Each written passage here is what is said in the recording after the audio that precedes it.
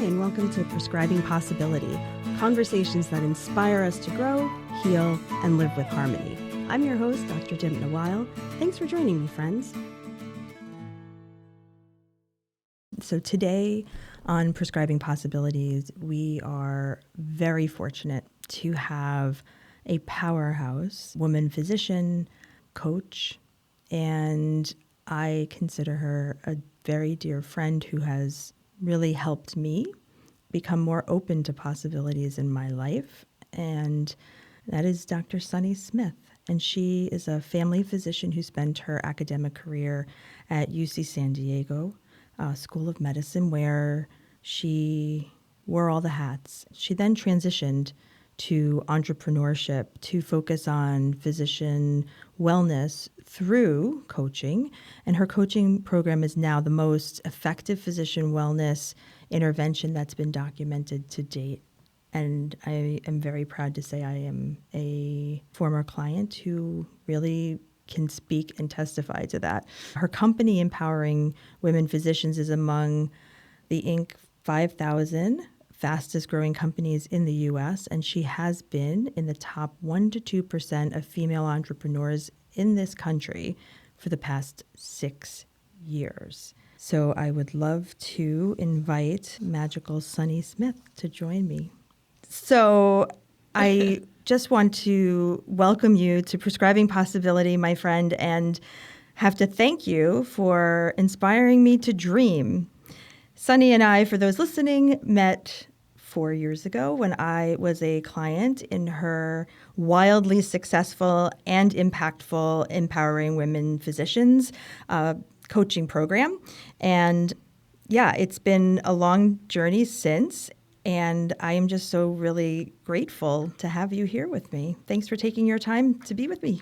Thank you. I mean, honestly, I would love to hear how you see your journey over the last 4 years. I know that's probably not your intention of interviewing me, but I think it would be lovely to hear before you came to us and then what has transpired since. You know, it's interesting. Before I started the coaching program, I had done some coaching myself, like self-coaching, which was kind of helpful. But then the pandemic happened. And we were in New York and had no PPE and all the jazz. And then 6 months into it, I started having my dizziness and disequilibrium symptoms. And it was about, 4 months into that very wildly disorienting time that I was kind of going stir crazy and didn't know what to do with myself. And I had all these thoughts like, if I'm not in my white coat and I'm not seeing patients, I am not a doctor. And if I'm not a doctor, what am I? And what am I going to do? And what if this doesn't get better? And I was in that spin cycle sort of thing. And so I found you online and I signed up. And then there was no turning back because I was able to, learn the tools that I had, picked up some of them, right, during listening to podcasts and that sort of thing in the past. But there was something very special about being in a group and doing that work together. I think particularly because of the time it was. It was exactly the right time during COVID when we all were really craving that connection with others. So that was before and during. And then since then, I have learned to be a lot kinder to myself and to allow what is going on with my body to go on and to realize, my brain's not broken. I can do other things. I just have to do them a little differently than I used to. Yeah. And that's a far cry from where I was when I started. Right. And how did you go from that to where you are now?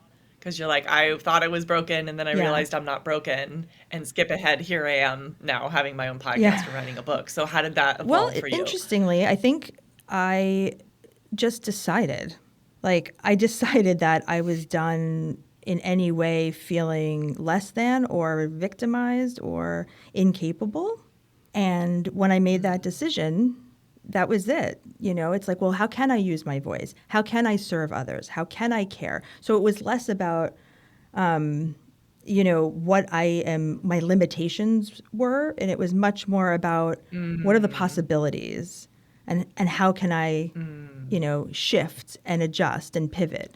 And I think that fluidity really made all the difference, Mhm. rather than being so stuck in that one frame of mind. And that's really the whole beauty of coaching, isn't it? Right. Right. I was just going to say that actually kind of encompasses pretty much many, if not Yeah. most people's journeys in coaching is like, there's this pain Yep. that brought me and I was stuck in the pain. And then you said, how can I? And looking at possibilities. That is literally the shift that we try to Hmm. teach there. And like, hope theory or the psychology of hope is Yep. having a goal, having agency, like believing that you inside of you have the agency and ability to make something happen, not waiting for Right. something out there, right? And then the third thing is Yeah. pathways thinking, which is what you were Yep. just describing. It's like, how can I? What are the pathways? There's more than one Right. pathway. And doctors have been taught there is one Yes. pathway for through which you serve the world, and that is the way that you are valuable in society, and it is your identity. And if you don't have Hmm. this, who are you?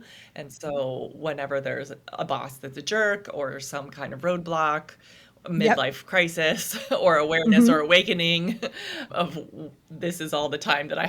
have, what am I doing?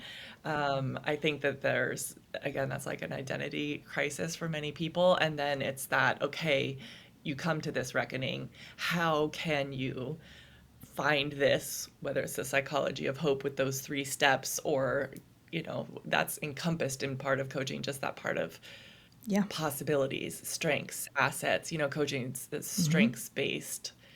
We're not looking at what's broken, we're looking at what's right with you and what's whole with you and how you can show up in the world with a magic that is uniquely you. And that's exactly what Well, you're doing, right? That's like exactly it what you're doing right somehow now. It's somehow it beautiful. happens. Yes. It's so Yes. interesting Yes. because I think the part that I really benefited quite a lot from, well, there were many parts. I don't even know where to begin. But the one I can say that I was a little hesitant about was the group process. And it was Yes. just so Yes. validating to hear other people Yes. who have gone through the same kind of rigors of training, who have gone through all of these things. They speak my language, they understand what I'm feeling. Even if they didn't have the exact same experience, it doesn't matter. Like the themes, I always say, like the themes are the same, the individual storylines are different, but there's that connection Mm. when in that group. Mhm. I Yes, I think that's really beautiful, exactly the way you said it, because it's the part I was hesitant about. It's the reason people think this might Hmm. not be for me because I just need my own personal one-on-one thing. I don't really want or need this group thing because we live in an individualistic Hmm. society in general. And then you put in the individualism in medicine, like just strong work, Right. suck it up, you can do it. And then if you need help, you just need a very personal help and you don't realize that you've been Right. indoctrinated in a system that gives all of us a very Hmm. similar mindset in addition to Right. being human. And so that one of the things you're most hesitant about is one of the most useful parts of a coaching that has an opportunity for Yeah. one-on-one and for group because they're uniquely valuable. And I think that is why, we look at our data. I think that is why we are so Hmm. effective is because of Yes. the group Yeah. plus one-on-one. One-on-one alone Totally. is A effective. 100%. And we see data, RCTs, like it is effective. And if you look at the effect size, I think part of the reason that we are so, effective with the large and very large effect size is that what you said is that part that makes people hesitant is the part that in the end is like, whoa, Yeah. I'm not alone. Whoa. As you said, it's, the themes are the same, the Right. storylines are different, but it's the human condition and for us, the female Yeah. physician condition that we're examining very closely and get Yeah. to I know think very that well. really sums it up quite lovely. And the interesting thing I found was, the group coaching experience, right? A lot of it is done individually, but within the group setting. And I think people have a misunderstanding or a misconception about that. And yes, it requires Mhm. vulnerability. But I think Mhm. immediately, because of that resonance among the people in the cohort, you just have this. It really is magic, and I just remember feeling like I cried after the first couple of sessions when I was done. I remember sitting on the couch with Sean, my husband, and I'm like, they get me. And that's Yeah. when the idea that I didn't have to wear the white coat for now. Maybe I was going to wear it again. I didn't know how Mhm. long this was going to last. I Mhm. certainly didn't expect that in 2025, as I sit here, I would be doing this. No. You never that's the thing is you can never know how Yep. it's gonna work out. We know that it all works out in the end. If it hasn't worked out, it's not the end, but you just cannot know. It's only in Hmm. hindsight that it Yes. makes sense because there's so many possible Yeah. paths forward. We know there is a path, but you just can't know. And without that certainty, as physicians, we want Hmm. control and certainty. We're like, okay, first year, second year, third year, fourth year, residency, Right. associate professor, Next two, clinical please. professor. I know how to jump Yeah, through them. I know. I know. We're like, where's the hoop? And it's like it's a really beautiful kind of adult development stage to be like, and now you're on your own. Yeah. Go forth, Yeah.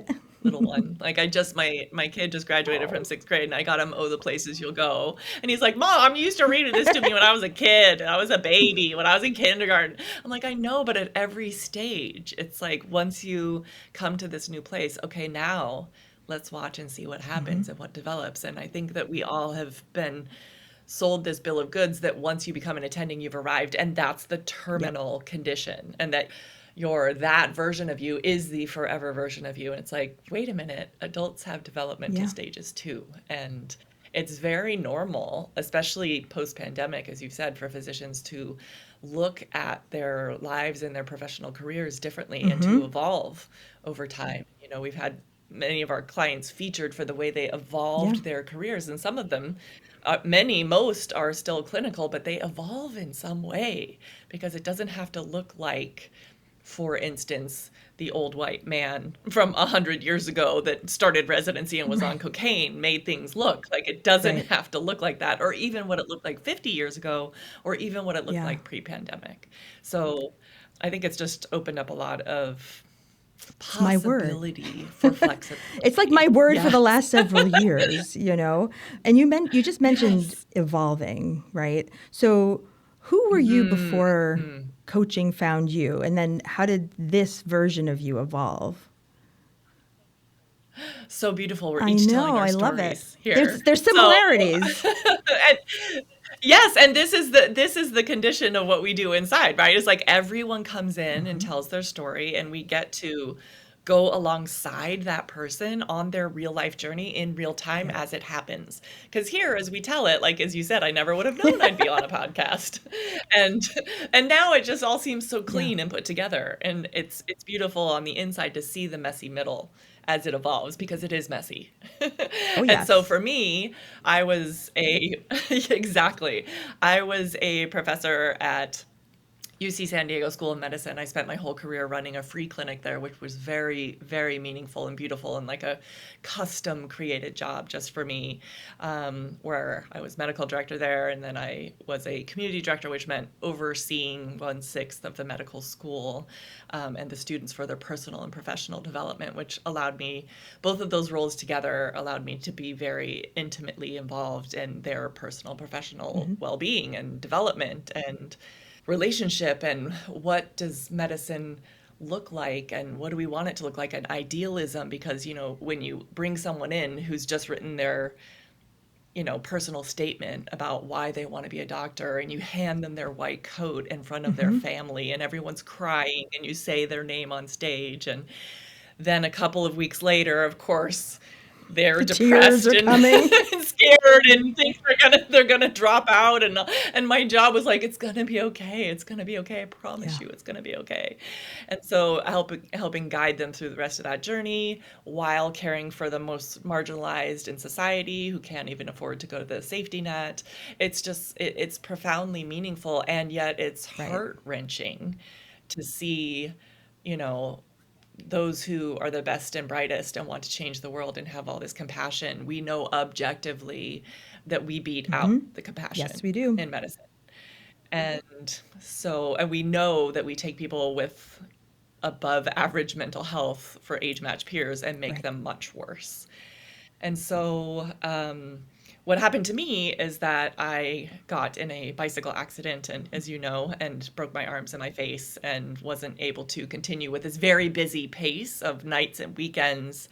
I worked every Monday and Wednesday evening until about 10 or 11 p.m. every single week for years, Oh my decades gosh. on end. And and then some Saturdays and always charting and writing letters of rec and being the course director doing grades, just all the things Hmm. that we all do and things pile up over Yes. the years. And I was a mommy of a preschooler at that time, and everything came to a screeching halt unwillingly. And so it was a Hmm. forced rest for me, just like yours. Yes. Interestingly, I have found it's often a true health crisis upon which we are no longer able to Yes. physically function in the way medicine demands of us, which is And inhumane and very a sad unrealistic, state. Like if it right? takes us until the Yes, point where we it can no takes longer that. function. Yeah. We're broken. Yes. We have no choice. Yes. We have no choice. That is the point at Right. which we will stop. Like both of my arms didn't work and I could not even sit or stand. I couldn't care for myself, couldn't go to the bathroom by myself, couldn't shower myself, couldn't feed myself. That's when we stop. And so at that point is the very first time I had discovered coaching or podcasts. Yeah. Like, this is a podcast now. I didn't even know I had a You and podcast me app on my both. phone until that point. Exactly. So someone told me, and someone would put AirPods in my ears and press play, and then I would be left alone for the day because I couldn't do anything. And I would just sit and listen. And I listened to coaching podcasts about when you can't Hmm. change your circumstances, you can change the way Right. you think about things. Because I was sure pretty pissed off. I had been on that bike, and all I wanted to do was rewind time and change my Right. circumstances. And that is not helpful. And that is not possible. And that is mentally taxing. And just like you were like, I am broken. What am I going to do? I was like, I Hmm. can't do anything. This is frustrating. And I switched from that to this might be the most useful perspective shift I could ever have, because I would see my friends come over and they were so Yeah. busy, women physicians, so busy. And they were rushing. They'd come visit, be real nice, and then be rushing to go do whatever. I'm like, what are you rushing to? Like, what's so important? Did you drive Right. yourself here? Did you get yourself dressed today? You have such a blessing. Like, don't take this Yeah. for granted. If ever I get back to being able to do those things, I'm not going to do it the Mm. same. And so I had to give away. I was a director, had 7 different director titles, and I gave away most because everything I thought I had to do, obviously I Right. There was didn't, somebody there. because the world kept spinning. Yeah, the grades got done, the patients got seen, prescriptions got written. Someone even dropped off my kid at school and picked him up and Right. made him food. Like everything that I was like, I have to, I have to, I have to, I have to. And if you look at the lives of women physicians, that's what we do. Like we're playing, one of my friends, colleagues, clients had said it's like a 10 out of 10 score on Yeah. gymnastics. You know how there's a Yes. level of difficulty? And we all chose, okay, be a mom of young children and be a full-time physician and be in charge of this and that and the other. It's like it's at least 2 Well, full-time jobs. There no, is it's the no downtime. caregivers. Like it's the caregiver paradox Yes, is what the I second keep shift. talking about. It's like Exactly. we Yes. care for everybody else and everything else, and we do that wholeheartedly, and we love to do it, Yeah. but we don't take care of our. Yes. Yeah, and we're very And we're good good at at it, it. but we don't take care of Yes. ourselves. Yes. Yes. At what cost? At what cost? At first, it's fine, but it's the compound effect Mm. over years that is like that fatigue that can't be No. made up in one night Or or on one one year. vacation, right? It's like, yes, exactly. And so I learned about coaching. I learned about Hmm. shifting my mindset. I learned about seeing things differently. I experienced it very deeply. And then when I went back, I still had a lot of physical limitations. I had these big giant robot arm thing on. And you went um, back with them. I and just want to so it point was, that out to the listeners. Like yes, most people would yes, have been I like did. taking their papers to their doctor and saying, "Could you extend my leave?" Which is I very know. reasonable. Exactly. I know. I know. I know. It would have been very, like, I couldn't do pap smears. I couldn't do like so much. I had a robot arm And you on my were arm. It back. was giant and I was working as soon as possible because I didn't want to miss the next white coat. Right. day. So like I went to the graduation as an example, and I was supposed to hood people. You know how when you become a doctor, you put this hood over someone and they choose a faculty member, and it's a big honor to be chosen. And it's usually someone you've really bonded with. And I was in a wheelchair and I like couldn't sit and I kept leaning back and leaning back. And then I just had to leave and the dean had to do that for me. But I was trying to be there. So I took the summer Yep. off because I had to.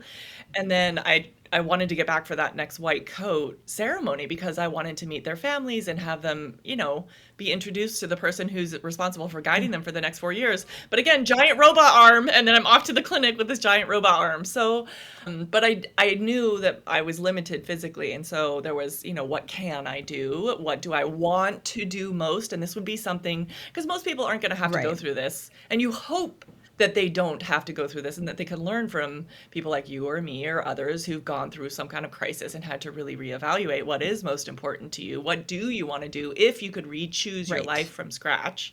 Which parts of what you do would you proactively Yeah. put in? As opposed to like, what can I take out? It's like, no, what means the most and what do I Right. want to put in? So I was like, I want to advise students and I want to do clinical care. And a lot of the other stuff that was administrative stuff, I'm like, I can let Mm. that go. Anyway, there's very long and very much shorter versions of this story, but I've heard them all. so And I love it I know. because I think it's really, it speaks to like So what we will put ourselves through, even exactly, unknowingly. Like we just exactly. do it. Yeah, it's unknowingly, and that's the thing. It's the whole, you know, pot of water temperature going up as the frog is boiling and the frog doesn't jump out Yes. and doesn't notice. And so when I was asked to go back in, I'm like, oh, that water's hot, and I don't have my cooling mechanisms anymore. I'm like, I could Yeah. dip my toe in, and so and I did, and it was very meaningful. Yet I had signed up for this coaching program, and then they offered, you know, that they were signing up people to train, and I knew there was one physician Yes. who had trained Yep. at Katrina Ubell, right? And because she was not crazy, it sounded like on a podcast, sounded like she spoke Yes, normal she doctor did. talk. I was, yeah, I was like, so this means we're not crazy. So I did it. I went. When I went there, it was a big secret. I didn't want anyone to know because I thought it was super Yep. weird what I was doing. I'd only told my best friends, but I ran into like four other Mm. physicians who were all there in secret. And I was like, we're not crazy. This matters. We're doing this. Yeah. This is meaningful. I started doing it. I did it for free during training, and I had no idea if it would really work with Yes. strangers. And I'm sure you've Hmm. had this experience too. Does this really work with strangers, or Yeah. is it just me? And so I worked with 10 people I was training, and it worked for every Yeah. single one of them. And then I started my company, and it's been really one of the most meaningful experiences I've had in my life or been able to have on an Yeah. ongoing basis is helping women physicians look at the lives they live, look at the indoctrination we've all received, and reevaluate from a place of, I don't Hmm. know, awareness, compassion, Yes. insight, empowerment. Like, you are one of the most educated and empowered women to ever have walked the face of the earth. And so, what are you going to That's do with that? Because we are not taught that. We're taught you must comply, you're in debt, you have to do all this stuff, pay off your debt, and then pay off your mortgage. And then once you're maybe right. 55, 65, you can start to lighten up. And it's like, that's not really the way it has to be. And we certainly don't have to work like you Yep. and your specialty, right? You don't have to work 30, 36 hours in a row. You don't have to take call one weekend every single month. You don't, I find, especially as people get to Yes. midlife, say you're perimenopause, menopause, you're like, This so staying not up all good. night every fourth night is No. not easy. And it's not good on my Yes. family. And it's not good for me. And so it's like what we were able to endure in our 20s and 30s gets harder in our 40s and sometimes gets feeling near impossible or at a breaking Right. point in our 50s and certainly by 60s, but you don't have to keep doing it all that time. It's like, how can we Right. So modify as we I want go? to just go back a minute and say, you know, you had to, you mentioned like becoming a different version of yourself, like thinking what was possible. So like what did you have to unlearn in order to Mm, like get to the place where you could lead again, right? After your healing. yeah. I'm curious. Yeah, that's a really good point. I mean, what I had to do, I think, because was convinced, like, I just felt like I had Yeah. awakened. Like once you realize that this is all, everything is made up and everything in medicine or whatever Yep. profession people are in, whatever standards, like Monday through Yep. Friday is made up. 8-hour days are made up, 12-hour days are made up, 36-hour days are made up. It's all made up. And then we just all agree on this mental construct. And once you start seeing it's all just a mental construct, and I remember my department chair had said to me that 40, because I was like, I work 40 hours a week, and our funding, it was during the last Trump administration. And so our administration, our funding for our free clinic had been cut. As you can imagine, the grants that we used to receive to care for undocumented people were no Right. longer available at all. You couldn't even apply for them. So my salary was cut, our clinic was cut. We went from 5 days a week to 3 days a week.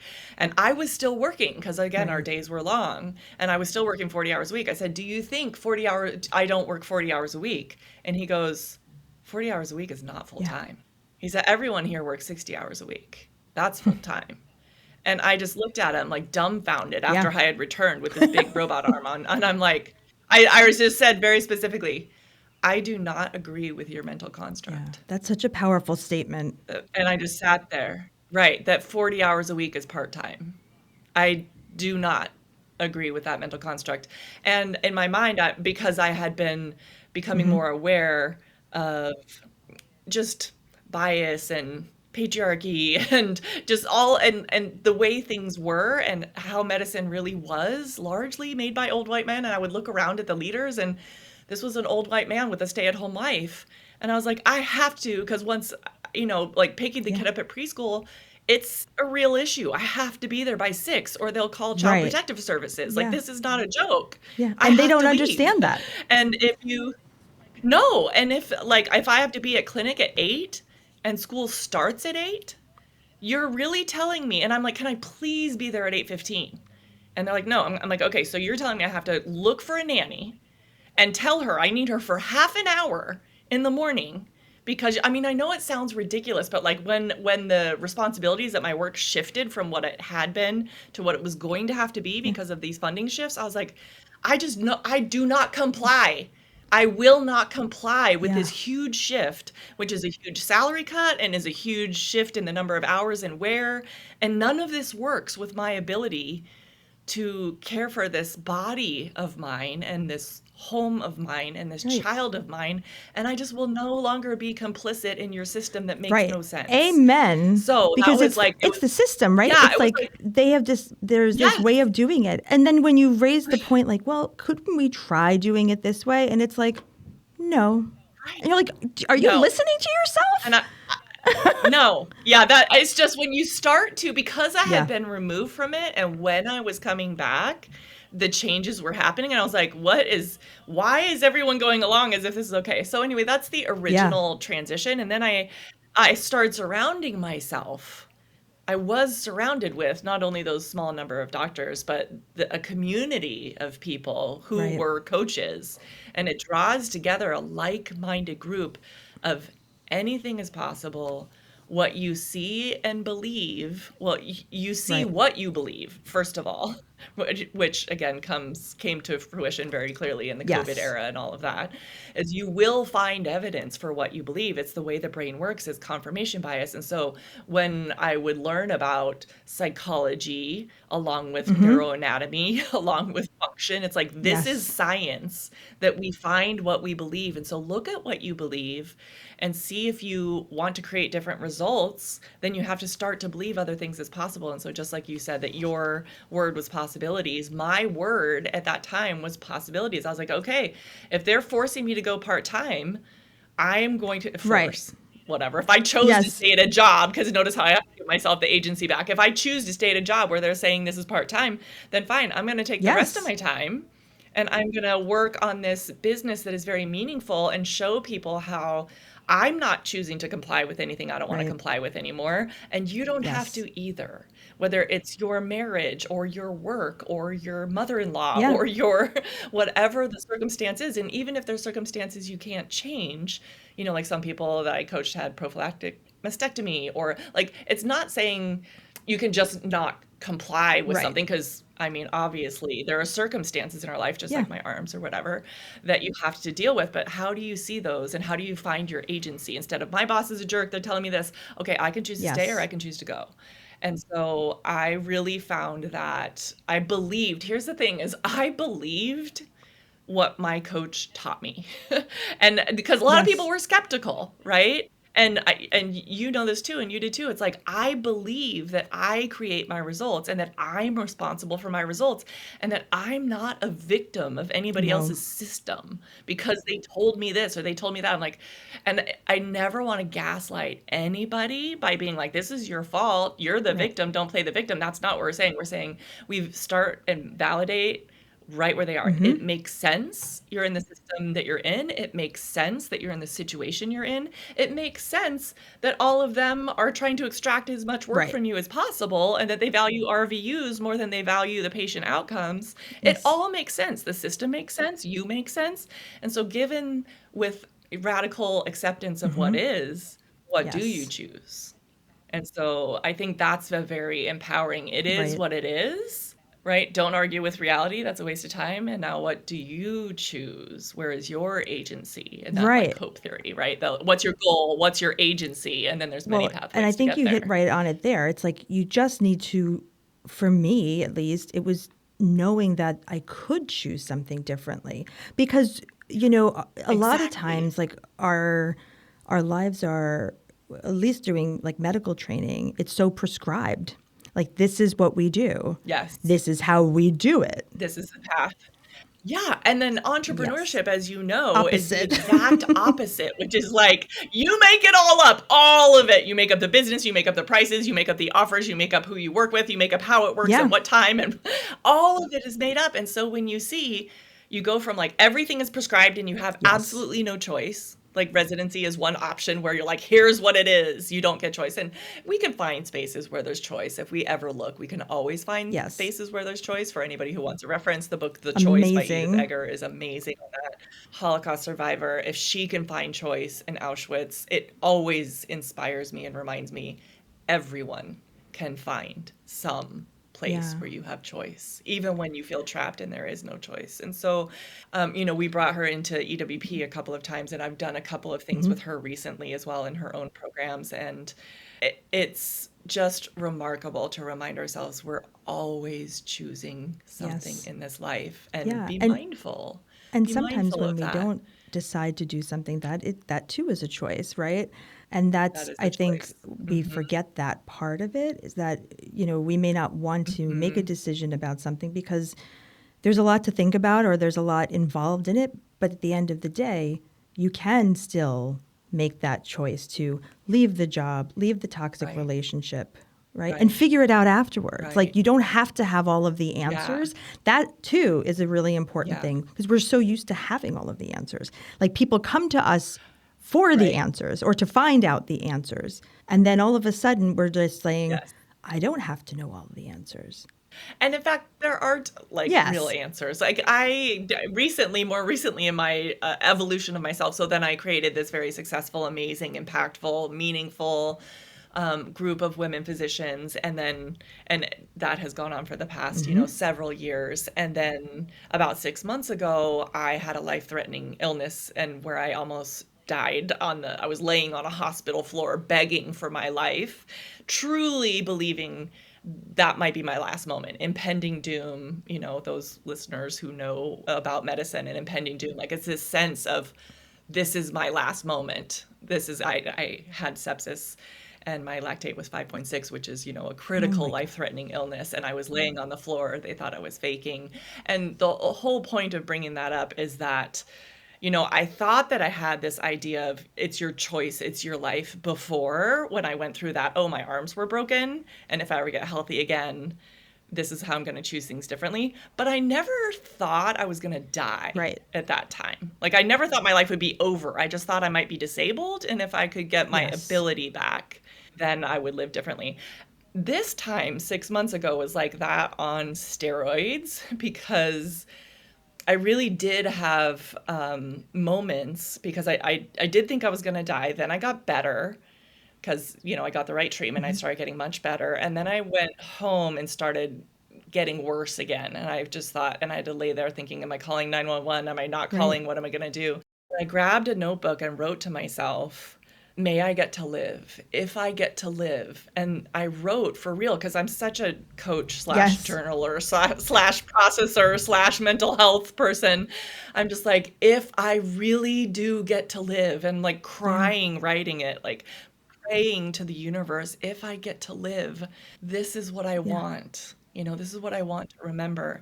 And none of it was about things like work and being a director and, Doesn't that matter. type. It's like, no, I just said, I just want more days on this planet. That was the first line. It always makes I me know. tearful if I think about it, but like, I just want more days on this planet. Just more Yeah. days, please. Please give me more days. Please let me wake up tomorrow, please. And then more Yes. healthy days. Could I please have more healthy days? I want to be able to sit up and walk because I couldn't walk from the bathroom to my sofa. And I was like crawling. I was like, please, please let me be okay. And then after that, I wanted to see my little boy smile and Yes. laugh. I just, please let him see him smile and laugh. And then like see my Yes. fuzzy doggy and feel a fuzzy blankie and watch the sunsets into the ocean. And it's like when you realize that's Hmm. what matters. You don't have to end up on hospice or with some terminal diagnosis to realize this is what matters. And if you are, quote unquote, wasting or at least not spending this very, very precious gift of life on this planet the way that's in Yes. alignment with you, then what are you doing? Who is owning you if Right. not you? It's just, I know there's the practicality because some people must say like must be nice to be able to just make decisions the way you want, like I have bills to pay. Every one of the 8 billion of us have Hmm. bills to pay. Some have more privilege and some have less privilege, and all of us get this Yes. day. Like, this is what we get. And so I think that has been that acute awareness of life and the preciousness of what a gift it is to Yes. exist is, it can't be ever present because how could you go Right. about your day, right? How could you do the things except to be present for every Hmm. moment, right? Every healing encounter that we have as physicians. And yet to say, and my own, you know, life and ability to be present and live and feel joy and be with my family and be with myself and be with my friends and be in awe of the universe is equally as Yes. important. And let me And, ask you this. I don't mean to go interrupt ahead. you, but I wonder, like, how do we, not just how do we believe that, right? I know how we can cognitively go through all the steps, but how Right, do right, we, like, go from I want to do all of these wonderful things that bring me joy, and how do you hold that right. with the realities of medicine? And that's a lot of the trickiness, right? It is. It is. I think a lot of people that I find who are women physicians actively Hmm. practicing right now really start with this is what I have, and it's like 80% of their life is Yes. stuff they don't Hmm. want. And I'm gonna try to do yoga if they come into some kind of wellness space. They're like, well, I will try to do yoga I'll do the 5 Right. a.m. club, right? I'll Like, punish I'll do, myself and I'll add add something in, else. I'll wake Yeah. up extra early, and that's the way to get better. But I think, I mean, I understand that, and yet I challenge us to think if we start with the Hmm. blank space, a blank slate, which sometimes some of my clients go Yes. on leave because say they come in distress, they do go on leave. Most don't, but Right. this is an example, right? Where it's like, what if you had 3 months? Because you actually can take 3 months off. I know everybody says must be nice. Oh, I'd like a sabbatical. That's for I've seen so many people say like that's for the rich people. I'm like, I don't know. People do it when they get any kind of Yes. diagnosis and it seems to work out. So why do you need the Right. diagnosis? But if you just look at, okay, if you did have a blank slate and you filled your cup first and put life in first, this seems very out of reach, I Yes. know, to most people. But as a thought Right. exercise, even if you're not going to act on it, what would your life look like if you put life Mm-hmm. first and you worked so that you could have fulfillment and also Right. obviously pay your bills. But it wasn't that they gave you this job option and you had to take Right. it as is. It's like, no, if you were in charge of your life and you designed it, what would you want it to look like? And so many of my clients, as an example, will leave some job they really find is Mm-hmm. not flexible for them, and they might start Yes. doing locums. And they're That's an like, option? oh, I make way more Yeah. money in way Yep. less time. This is fascinating. Or they do Yeah. per diem, or they sign up for a second job. As an example, that would be a job with Right. no call, or a job that Yeah. was 3 days a week, or whatever that is. That's just some Mm-hmm. do telehealth. And then the thing is, of course, you think you want flexibility, but inside of our minds is actually we're still our old selves. And so I find a lot of people, say for instance, who go into telehealth, they will work so many hours because you Yep. get reimbursed, but for the number of hours. And so we're like, wow, look how much I can make. And then we work Well, it's ourselves this into the the ground cycle, again. And so it's like, be right? careful. Yes, the overworking cycle, it's what Yes. we know. It's It's comfortable. familiar. We're Yes. so used to it. Yes. You know what's uncomfortable is having Yes. downtime. At first it's amazing, and then you're like, so you This. experience this, right? Like, what do I do with Yeah. this downtime? I'm supposed to be seeing people and working Well, really and fast I to be frazzled. remember in that time thinking, I'm supposed to be working. What am I doing? And it was, for me, Right, I found it particularly right. tricky because it was the middle of the pandemic. And I felt guilt Yes, about yes. not being able Guilt. to be there Mhm. to care for patients and to help my Right. team out, Yes, you know? And it's yes. interesting when you brought up the changing of, positions. Something I inherently did for myself over time, right? I left an academic position when it was no longer tenable and went into private practice because Mhm. I figured, well, then I'm going to have more say Right. and autonomy. Right. And Yes. then the Yes. business of Yes. healthcare evolved, and Right. that was no longer true because even in the private practice before it was bought out, it was, how about we do this? How about if we're on call, we don't work that Monday and see patients? Or when we're on call, maybe Mhm. we shouldn't have patients in the office because there's so many of us. And Yes. these were like Yes. to the, and I I'm like, is, know, right? No work post call. What is this? No clinic yeah. post. Like, again, all the rules are made up, and it's autonomy Hmm. people want. And so, I believe that, and the Surgeon General of California, which is where I live, talks about workplace Yes. flexibility, because these like cookie cutter things don't work for everyone. Everyone is human. Hmm. Everyone. And so that means we're all going to Yes. take our turn. Like, your mom is going to get sick and die. Your grandma is going to have something. Your child is going to get sick if you have a child. Your body is going to have a health need. And so we will have different Yes. seasons of life, and we will have different needs. And can our workplaces become flexible? And I think that's the I do way of too. the future, is that we don't have to keep doing it this same cookie cutter way. That, Linda Street Yes. is someone, from, she talks about negotiation for, and coaches women physicians on that. And she says something like, we're all trying, I'm going to mess it up, but like, we're all trying to walk in Mm. the same shoes, and the shoes were like made for white Yeah. men. And they're too big, and they give us blisters, and we keep trying to walk. And it's just like, this one size fits all shoe doesn't it rubs a lot of us the wrong way and is super uncomfortable for different reasons, and it fits some Yes. people just fine, but some of us just need something a little Yeah. bit different. And so I think, instead of looking at the people who choose something different as broken, what we do Hmm. in our program in our communities is we see them as strong. Like, we think that is Yes. strong work. Is, look at you making your own way. Look at you creating this life that you love. And even my job, for instance, running a free clinic in the Right. basement of a church, like, I sat in toddler chairs. They were for 2-year-olds for 20 some years. Like, that was just made up. And so I have came to learn that creating a free clinic out of nothing is kind of was similar in some ways to creating a business out of nothing and creating a whole new company and something that never existed, although one of them was quote unquote free, but there is no free lunch. Right. You need grants, you need donors, you Someone's need paying all for it. the stuff that it takes. Someone pays for everything.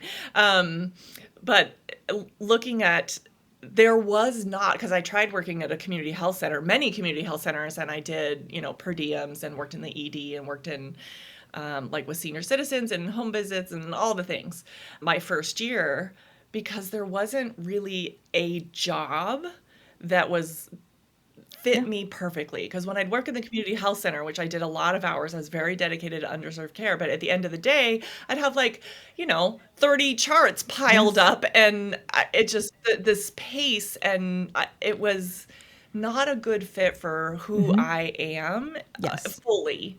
It met a big part of what I wanted to do, yet I couldn't do that as a career for the next 40 years.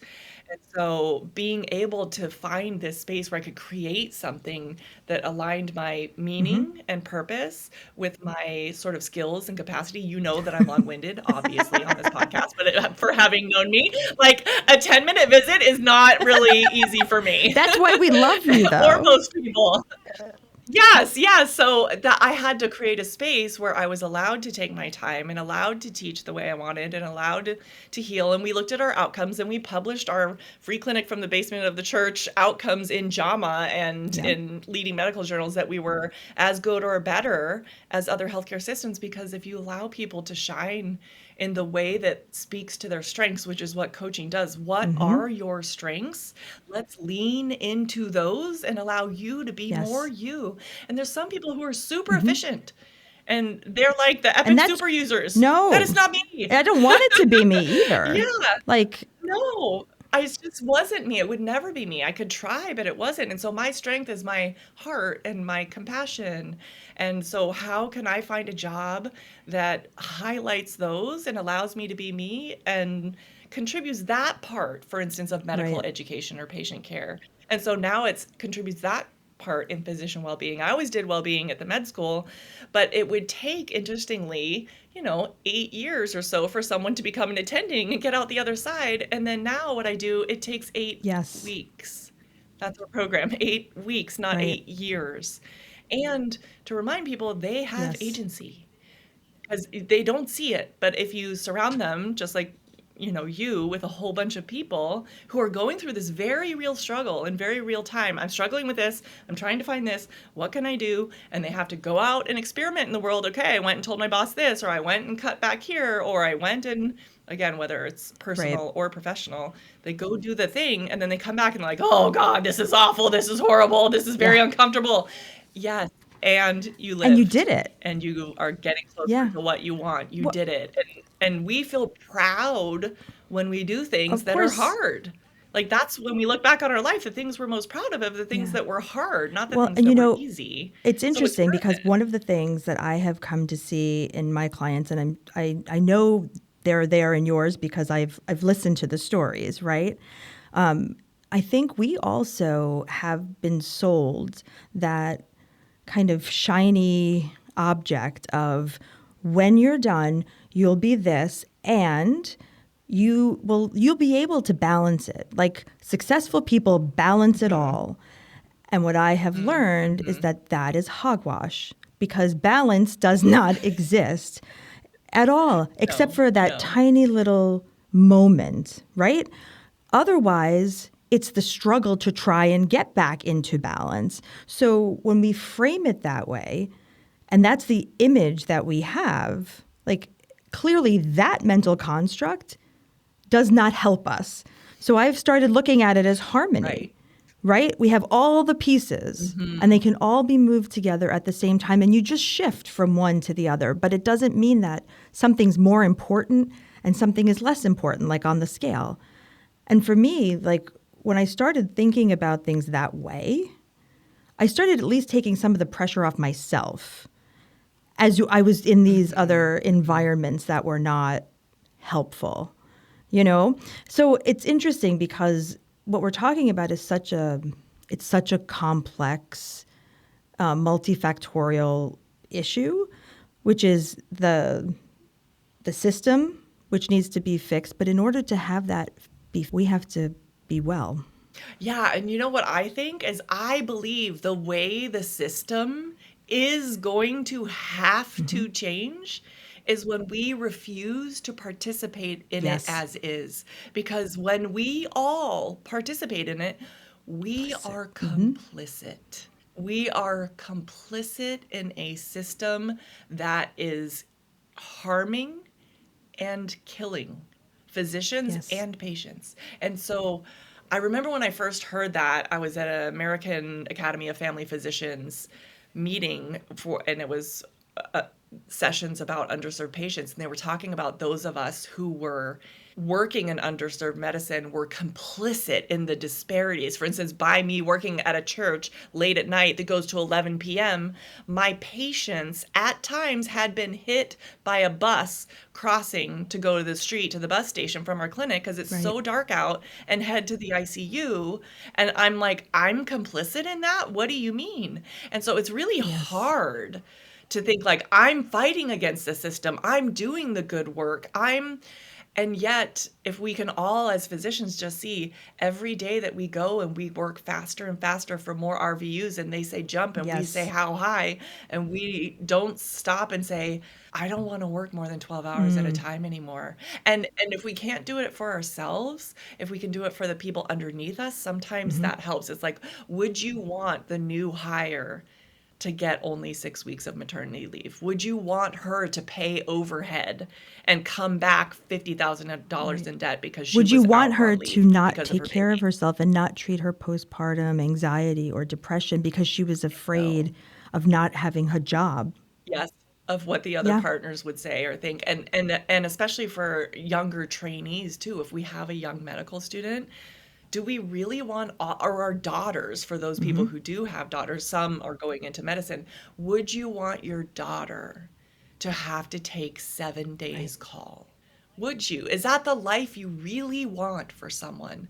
And if not, why do we not say, this is not right. We Yes. can do better. And I know the system has limitations, and I know there's not a deep enough bench. I know. But as long as we keep, it's an Yes. unfillable need, right? It's at every community that we're in, every one of us. Like I'm a family doctor. There are not enough family doctors. We're the number one recruited specialty across the country for years and years on end, decades on end. There's not enough of us. So does my child have to pay that Right. price? Do I have to pay that price? It's an Right. unsolvable problem. And so, how can we live our own life in a way that is meaningful to us and fills some of the need and is willing to leave some of it unmet, such that, like, for instance, last week I was just at ACGME, the residency accrediting body. I'm like, you know what we need? We talked about the deep bench. I'm like, what we need is more GME dollars and more residents and more Yes. attendings. That's what we need, not for us to work twice as many hours as Right. every other shift, right? I mean, airline pilots and all kinds of industries have Limitations. these Yeah. truckers limitations, and we operate on people's brains at like 30 Delivering their hours deep. babies. That's I mean, it's dangerous. It's not, yeah, delivering babies. It's terrible. It's not safe. And we do it and we do it and we do it and we do it because we're afraid we're going to lose our jobs. And really, what I talk to a lot of people about, it seems so superficial for people yeah. to look at it this way. But the excuse, if you really boil it down, comes down to but Yeah. money. They don't want to lose their job. And there's a saying that's something like the only thing more addictive than like chocolate and heroin is a monthly paycheck because we think it gives us Yeah. security. And Was that what does you it? I mean, we learned in the But pandemic, and no. that's true. And I can imagine if I go back to what you were talking about before when you were lying on the floor in the emergency room septic, was that anything? Was that even on the list? No. I didn't, I'll tell you, my little boy was standing there watching me, begging for my life, holding his fuzzy little doggy. And I never once, it makes me so tearful every time I talk about it, but I never once thought, good thing I have enough money for Right. him. Like I never thought of that. Good thing that I have a trust. Good thing I was just like, I just want to live. I just want to live. I Yes. just want to live. The amount of dollars, and plus, if you look at, of course, at our median income in the country versus physicians, because I coach physicians all who make, say, 100,000 because they're part-time, all the way up to $1 million a year and everywhere in between. And there is no point at which, like 300, 400, $500,000, that someone's like, okay, well, now I totally Yes. have enough and I'm golden and I'm going to start working on my own terms. And that goes the same for Yeah. net worth. You think, oh, well, once I get to a certain net worth, or once I pay off my student loans, or once my house is paid off, the scarcity is indoctrinated in us, right? And we all think we have to, it's not just the money, but we all think we have to do it because we'll Yes. lose our jobs if we don't. And it's like, well, what if you did lose that job? Let's just play the worst case scenario. Yeah. That's a sort of a coaching concept we can do. What if you lost your Yeah. job? What There's if? another one. Then you'd go get some Yes. other work. Yeah, and maybe more aligned with the way you want to live your life. You're an incredibly valuable member of Right. society. You really are. Your skill set, your education, it's unmatched. It's And I would argue one unparalleled. of the biggest things, not to interrupt, is compassion. We are dealing with some of the most Yes. compassionate people on the planet: Yes. doctors, Yes. nurses, teachers, right? People who are in these service industries, who it's their compassion that really drives everything, and that we kind of just, poo-poo a little bit.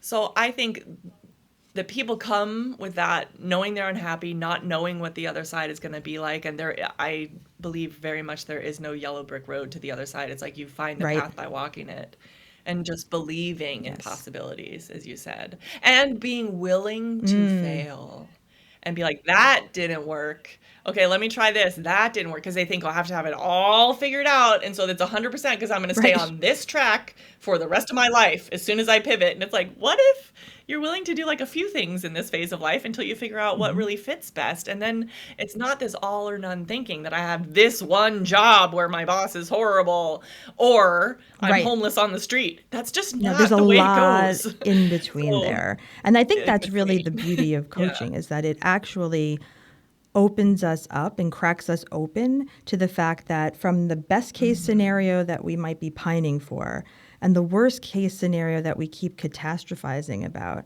that coaching helps us to recognize there's so much potential and possibility and opportunity in between that we don't think about, right? Because our brains are here and Right. here. Right. And I think it's that willingness, I think, to experiment and trust Yes. yourself to course correct. Because if you trust yourself to course correct, then you can Yeah. try anything. You can Yeah. experiment with You could go anything. be a barista. The You problem is can when we don't. go back and be a teacher. Exactly. You can. People fantasize about that all the time, like the escape fantasy. People fantasize about going and getting admitted to the hospital just so they can take a break, like just a mild gastroenteritis, like whatever, some kind of, Isn't that some kind of sad? illness Like, that I know, or they want to go to like a hotel yeah, for a weekend, or they just want to escape, and then the yeah, barista becomes one of these yes, escape fantasies too. And it's like, it doesn't have to be so no, extreme, people. You don't have to go from I'm a full-time physician at this one job to I'm in the hospital, or I'm at a hotel for the weekend, or I'm working at Starbucks. But that's your brain trying to serve you by saying, this pain is so big. Listen, I'm trying to get you yeah, out of this pain. And so instead of going to that extreme, or noticing when we have that extreme, and the most extreme of right, that is suicide, which is suicidal thoughts, which is trying to get you out of the pain you're in, is to say, maybe there are some other yes, options. Maybe, just maybe. And when I coach, I really find that maybe, just maybe is yes, super powerful, because it's hard to deny that maybe, just maybe, like maybe, just maybe we'll have a man on Mars soon, we'll right? have a Maybe, just woman maybe there might be some money, or a a woman woman on president. Mars. Like, maybe, just maybe, Maybe, just maybe one it could day. happen, But It it's getting could. to that It point of could. saying it could happen, right? So I want to be very mindful and respectful of your time. I have one final question for you, and I'm going to try and keep you to like maybe a sentence. I don't know. What are you, like, of all of these amazing things that you've done thus far in your career, in your life, what are you most proud of personally, not just professionally, but personally? That's a beautiful question. I think coming to the place where I live my life and every day in alignment with what matters most to me. I can't thank you enough for bringing all of your light and your honesty and your vulnerability. And I know everyone listening will be very moved by everything you had to say. And hopefully they'll be more open to possibilities in their own life from hearing your story and the wonderful transformations that you help make happen each and every day. And I'm so grateful to still be a part of that circle. Thank you so, so much. I hope so very much. Possibilities, Yes. people. So many more possibilities than anyone has ever imagined. Yes. Infinite I love that. possibilities. And being open to the magic of that. So it is so full circle and beautiful to come back and be with you on this Thank phase of your you. journey. And I can't wait to Yes. see And where you can more. people find you? Google everywhere. No, empoweringwomenphysicians.com. The people here are Yes. listening to your podcast, so they can hop over. I have a podcast, like free guides on our websites. If you are really a woman physician, you can come Yep. to our Facebook group. I'm there all the time. I love the people in there so very Yes. much. And we have a lot of people who are not women physicians trying to get in now. Yes. So do not go over there if you're not a woman physician. We'll filter you out. We're Yes. very careful. Very. So thank you so much. Yeah. Thank you. I'm so proud of how you're showing up in the world and all that you're doing. Thank It makes you, me Sunny. so happy. And I appreciate that. And I just continue to be inspired by all the things that you're doing. Truly. It's awesome. Thank you. You've been listening to the Prescribing Possibility podcast. I want to thank Dr. Sunny Smith for joining me today. And I hope you all heard something that cracked you open in just the right way. If you're feeling called to explore what healing or possibility might look like in your own life, let this episode be your permission slip to start. You can learn more about Dr. Smith's work in the show notes. And if this conversation moved you, please share it with someone else who is quietly carrying too much. Until next time, keep going gently. You don't have to do it all. Just come back to yourself, and I'll meet you here again.